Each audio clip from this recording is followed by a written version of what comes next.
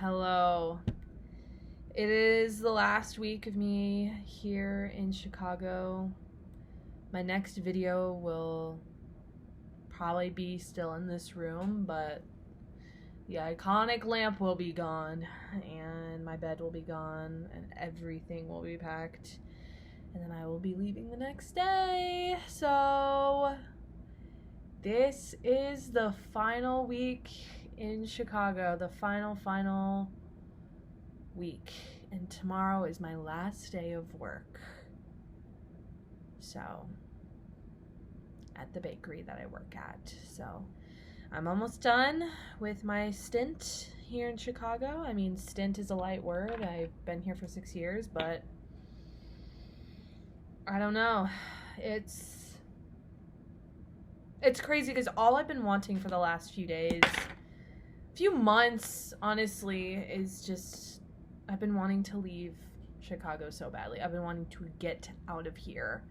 I'm not a happy person here anymore, and I obviously need a change, and just being here is crazy. Anyway, so that's not what this video is about, but it's kind of adding some context. So, and Wednesday is my final showcase for my stand-up class, which is gonna be really amazing. And then next Saturday is my going away party, and then I leave the next day, which is crazy. So it's all kind of coming to an end in a way here.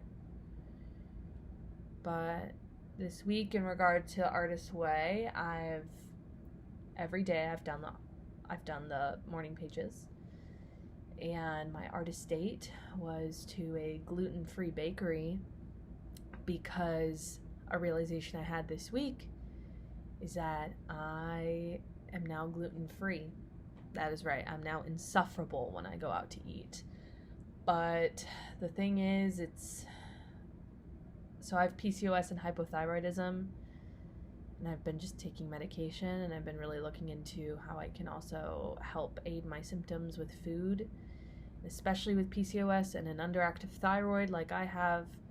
Gluten is kind of an endocrine disruptor, so I've been trying to see what gluten, cutting it out, does to my energy and mood and my pain levels in my body and my hormones when it comes to around my period. So I've noticed actually a very great improvement over the last week-ish of not eating any gluten. I already feel like I have more energy, and I've been on my period this last week. So that's saying something. Maybe it's placebo, but I went to a gluten-free bakery and I got some treats for myself, because I can't have the things that I eat, or the things that are available to me at the bakery that I do work at. Normally. Okay. This was week 9. Week 9. Recovering a sense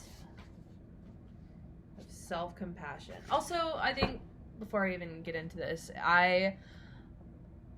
there was something really spectacular that happened this week where I was reconnecting with an old friend. It's like one of those friendships where you can go for such a long time without seeing each other, and then you see each other and it's like no time has passed.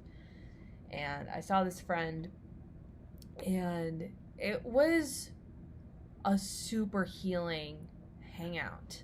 And I actually talked to him about the Artist Way because he's a musician, and he's just the most lovely person I think in the world. And it was just so awesome because he was like, yeah, I've heard about the Artist Way, like I usually hear it from music bros, who heard it from whatever, musician, like celebrity musician. And he's like, I've always rolled my eyes, but because you say it's such a powerful book, I'm gonna do it. So it was really funny because we were talking and catching up at this coffee shop, and we go on a walk, and he's like, I actually want to stop by this bookstore because I just want to pick up a book. So the minute after I told him about the Artist Way, he legit is like, let's just go, and I want to go buy it right now. So it was really funny because I influenced him in a way, and it was just kind of powerful because he was like, yeah, I'm going to just buy it. And then we went to the bookstore and he bought it, and then we left, and he was like, I'm going to read this now. Thank you. So that felt really meaningful, and we just had such a good conversation about creativity and where we're both going and what our plans are and what we want to do with our lives. And it was so special because it's like the two of us just kind of like weave in and out of each other's lives, but when we do come into each other's lives again, it's always just miraculous or spectacular. And we always have something to talk about or something insightful to say, and it's just so beautiful.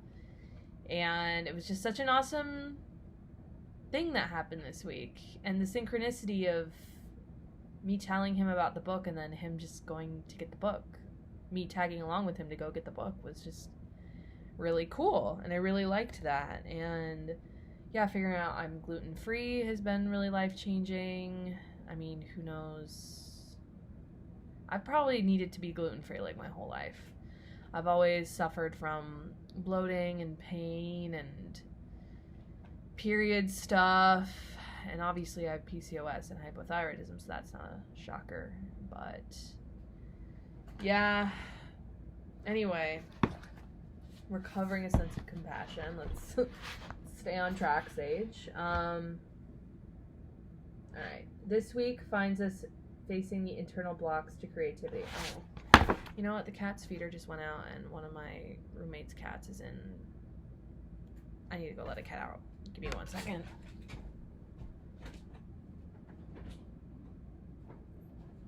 All right. Where were we? Okay, week 9. This week finds us facing the internal blocks to creativity. It may be tempting to abandon ship at this point. Don't. We will explore and acknowledge the emotional difficulties that beset us in the past as we made creative efforts. We will explore and acknowledge the emotional difficulties that beset us in the past as we made creative efforts. We will undertake healing the shame of past failures. We will gain the compassion as we reparent the frightened artist child who yearns for creative accomplishment. We will learn tools to dismantle emotional blocks and support renewed risk. Yeah. The main thing, the first chapter, I guess she talks about is fear. And she says one of the most important tasks in artistic recovery is learning to call things and ourselves by the right names. We have wanted to create and we have been unable to create, and we have been called that inability laziness. This is not merely inaccurate, it is cruel. Accuracy and compassion serve us far better. Blocked artists are not lazy, they are blocked. And I said being blocked and being lazy are two different things. The blocked artist spends energy on self-hatred, on regret, on grief, on jealousy. Yeah. The blocked artist thinks in terms of great, big, scary, impossible tasks. A novel, a feature film, a one-person show, an opera. And so she's saying, do not call the inability to start laziness, because it's not true.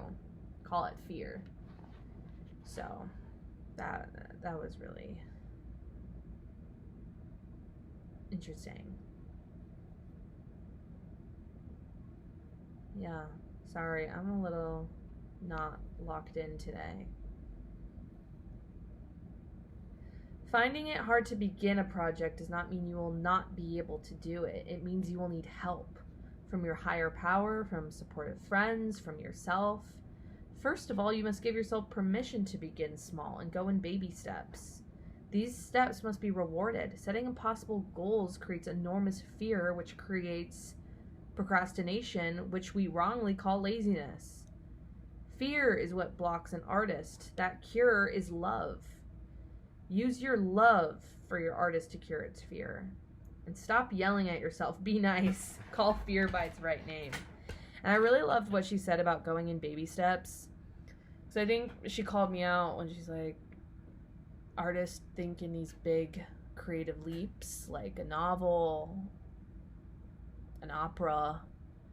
We think of like the large end goal instead of thinking things in baby steps, thinking of things as a process, not a product. So I really appreciate, her emphasis on these baby steps. And what keeps coming back to me is just like don't be afraid to create bad art. Don't be afraid to create things that are in its first draft stage. And if you're not good at something, that makes sense, because you are starting and you are new and you are a learner. You're a student. So I just really like how she's like, don't be mean to yourself. Like, takes baby steps, to create something big. You can't just you can't just leap to that.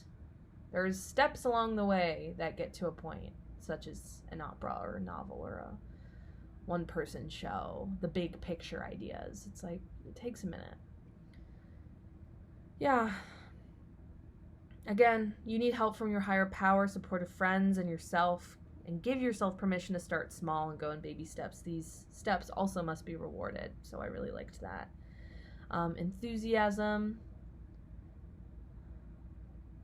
As artists, grounding our self-image in military discipline is dangerous. In the short run, discipline may work, but it will work only for a while. By its very nature, discipline is rooted in self-admiration. Think of discipline as a battery. Useful but short-lived. We admire ourselves for being so wonderful. The discipline itself, not our creative outflow, becomes the point. Over an extended period of time, being an artist requires enthusiasm more than discipline. Enthusiasm is not an emotional state, it is a spiritual commitment. So being an artist requires enthusiasm more than discipline. Enthusiasm is a spiritual commitment. It is joy, not duty, which I thought was really, like, doing art is a joy, not something that is a duty, like duty. Duty, I said duty, not a duty, like discipline. Our artist child can best be enticed to work by treating work as play. And workspaces should be treated like play spaces. Art is a process, and the process is supposed to be fun. And the last thing she talks about after enthusiasm is creative U-turns. Recovering from artist block, like recovering from any major illness or injury, requires a commitment to health. We get more sympathy as crippled artists than as functioning ones. Those of us addicted to sympathy in the place of creativity can become increasingly threatened as we become increasingly functional. Many recovering artists become so threatened that they make U-turns and sabotage themselves. An artistic U-turn arrives on a sudden wave of indifference. We greet our newly minted product or our delightful process with, "Aw, what does it matter anyhow? It's just a start. Everyone else is so much further ahead." Yes, and they will stay that way if we stop working. The point is that we have traveled light years from where we were when we were blocked. And I just thought what she said about addicted to sympathy in place of creativity is so interesting. I've definitely experienced a lot of that. Not me personally. I mean, definitely I've been in, especially recently, like, been addicted to people being sympathetic towards me.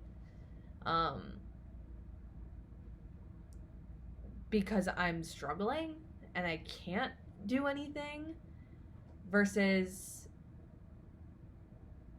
being addicted to my creative outflow and actually making a product instead of. So I think this goes hand in hand with her in the past saying, like, you are addicted to being blocked, you are addicted to struggling, you are addicted to wanting sympathy from other people. Because I've been in places where I'm like, I'd rather be blocked than be free.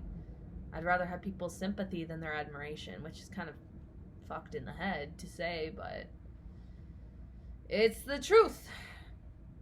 And then, yeah, creative U-turns. I don't think, even in my conscious mind, I can really think of any large artistic U-turns that I've taken recently. I mean, she says these are some examples of creative U-turns. One is a screenwriter has an agent interested in repping a script with just a few changes. He doesn't make the changes. 2, a performance artist is offered a space to use for workshopping his new material. He does it once, doesn't like the mixed reception, indicating more work is needed, then stops working on new material at all. So it's kind of like you're going in the right direction and then you self-sabotage yourself. So literally a U-turn. So you're going in the right direction and then you sabotage yourself and you go backwards. And I'm really trying to like think of something concrete I can give as an example for myself. But I think a lot of them are like mental U-turns. I don't know. Maybe I just haven't had the creative experience to have a U-turn. I don't know. I definitely had them. I just can't think of them.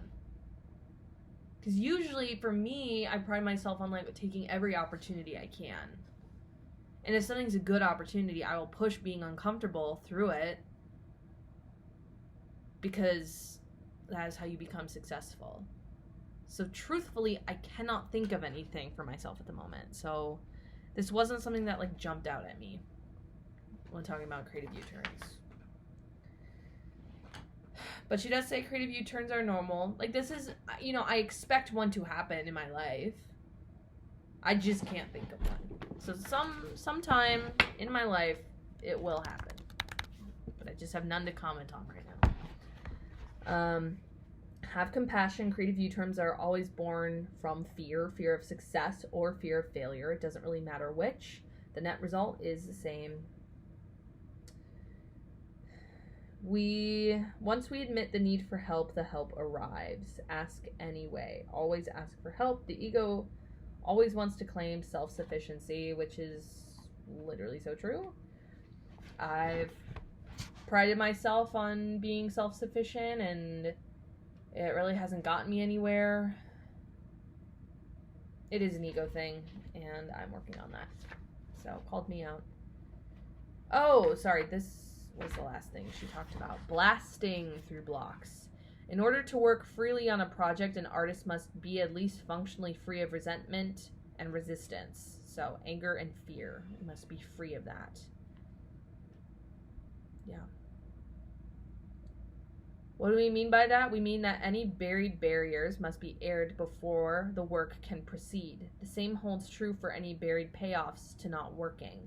Blocks are seldom mysterious. They are instead recognizable artistic defenses against what is perceived, rightly or wrongly, as a hostile environment. Remember, your artist is a creative child. It sulks, throws tantrums, holds grudges, harbors irrational fears. Like most children, it is afraid of the dark, the boogeyman, and any adventure that isn't safely scary. As your artist's parent and guardian, its big brother, warrior, its companion, it falls on you to convince your artist it is safe to come out and work/play. Beginning any new project, it's a good idea to ask your artist a few simple questions. These questions will help remove common bugaboos standing between you and your artist and the work. These same questions, when asked when work grows difficult or bogs down, usually acts to clear the obstructed flow. So these are all the things you should ask yourself. One is list any resentments/anger that you have in connection with this project. It does not matter how petty, picky, or irrational these resentments may appear to your adult self. To your artist child, they are real big deals. Some examples: I resent being the second artist asked, not the first. I am too the best. I resent this editor. She just nitpicks. She never says anything nice. I resent doing work for this idiot. He never pays me on time. 2. Ask your artist to list any and all fears about the projected piece of work and or anyone connected to it. Again, these fears can be as dumb as any 2-year-old's. It does not matter what they are, if they are groundless to your adult's eyes. They matter that they are big, scary monsters to your artist. Some examples: I'm afraid the work will be rotten, and I won't know it. I'm afraid the work will be good, and they won't know it. I'm afraid my ideas are hackneyed and outdated. I'm afraid my ideas are ahead of their time. I'm afraid I'll starve. I'm afraid I'll never finish. I'm afraid I'll never start. I'm afraid I'll be embarrassed. The list goes on. Ask yourself if that is all. Have you left out any itsy fear? Have you suppressed any stupid anger? Get it on the page. Ask yourself what you stand to gain by not doing this piece of work. Some examples. If I don't write the piece, no one can hate it. If I don't write the piece, my jerk editor will worry. If I don't paint, sculpt, act, sing, dance, I can criticize others, knowing I could do better. Called out. Make your deal. The deal is, okay, creative force, you take care of the quality, I'll take care of the quantity. Sign your deal and post it. A word of warning, this is a very powerful exercise. It can do fatal damage to a creative block.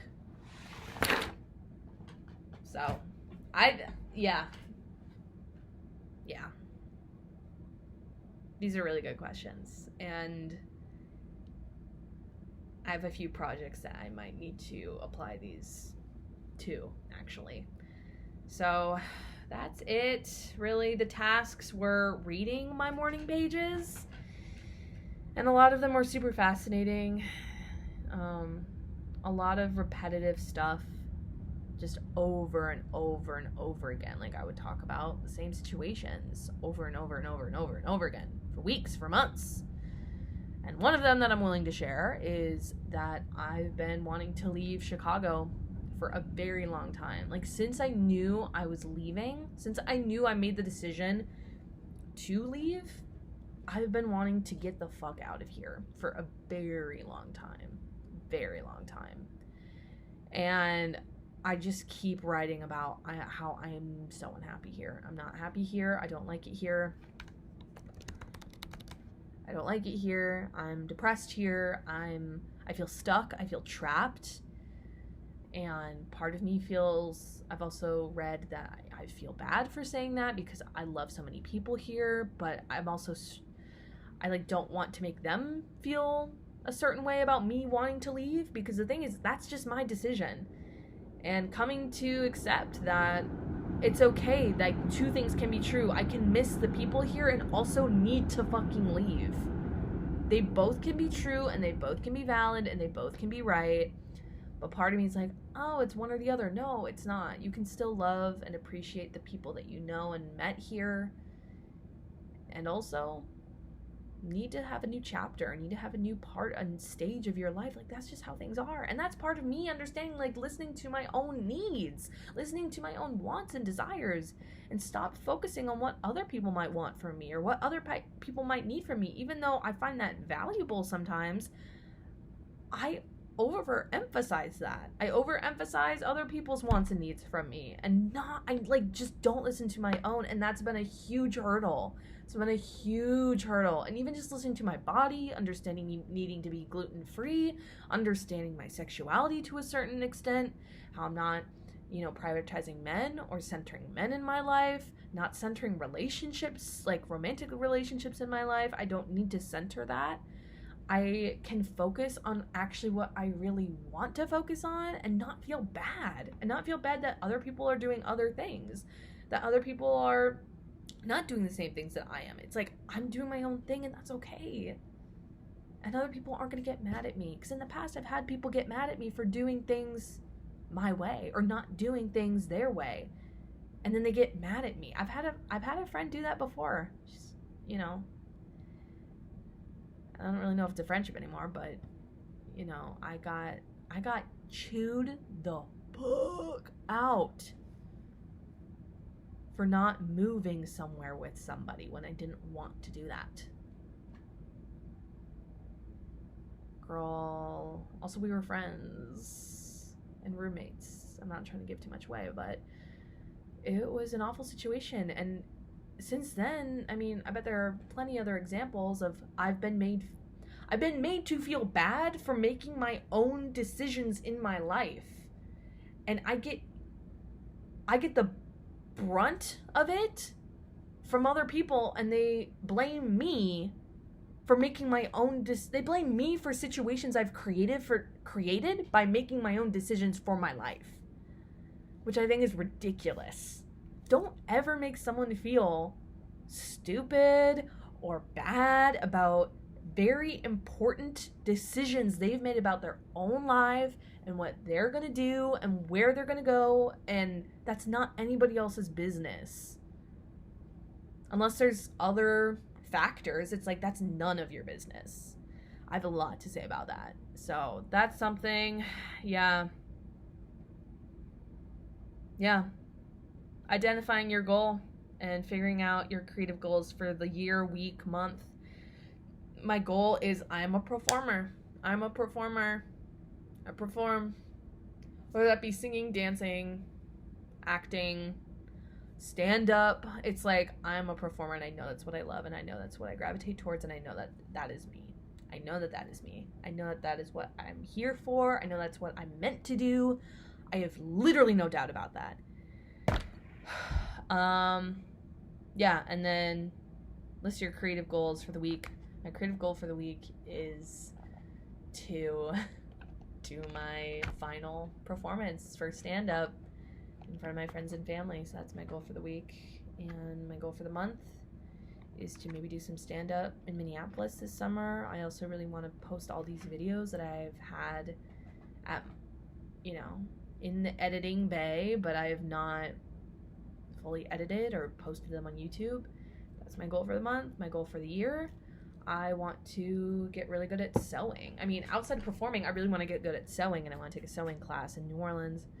I also really want to do stand-up in New Orleans, maybe do some more music in New Orleans as well.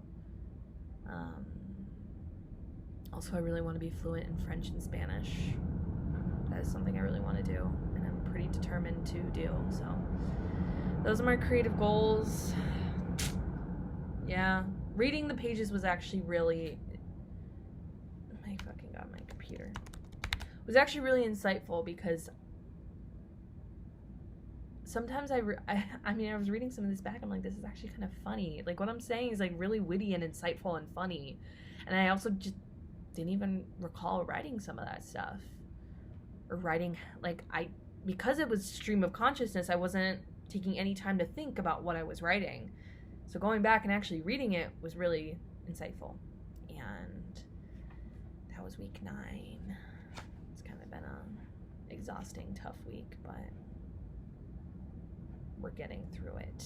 And tonight I'm going to read chapter 10, holding myself accountable. I hope it's not too long of a chapter.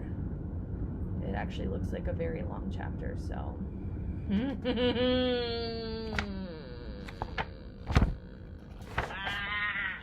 but chapter 10 this next week is going to be recovering a sense of self-protection. So stay tuned for that, I guess. All right. That's all I got. Bye.